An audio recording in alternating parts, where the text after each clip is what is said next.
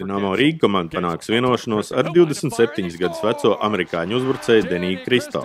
1,83 cm un 88 kg smagais uzbrucējs dzimis ASV pilsētā Eden Prairie, Minnesotas štatā, un savus hokeja gaitas uzsāka specializētajā ASV U18 izlases komandā.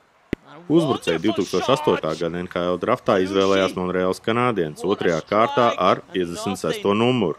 NHL Denijs Kristo gan nav aizvadījis nevienu spēli, aizvadot visus mačus AHL līgā 5 dažādu komandu sastāvos. Aizvadītajā sezonā uzbrucējs AHL regulārajā čempionātā laukumā devās 54 spēlēs, kurās guva 10 vārtus un atdeva 13 rezultatīvas piespēles. Denijs Kristo savulaik ir pārstāvējis gan ASV U18, gan U20, gan arī nacionālo izlasi, ar kuru kopā 2013. gadā izcīnīja arī bronzas medaļas pasaules čempionātā. Denijs Kristo Rīgā ieradīsies jūlija sākumā, kad izies medicīniskās pārbaudes un pievienosies komandai treniņu nometnē.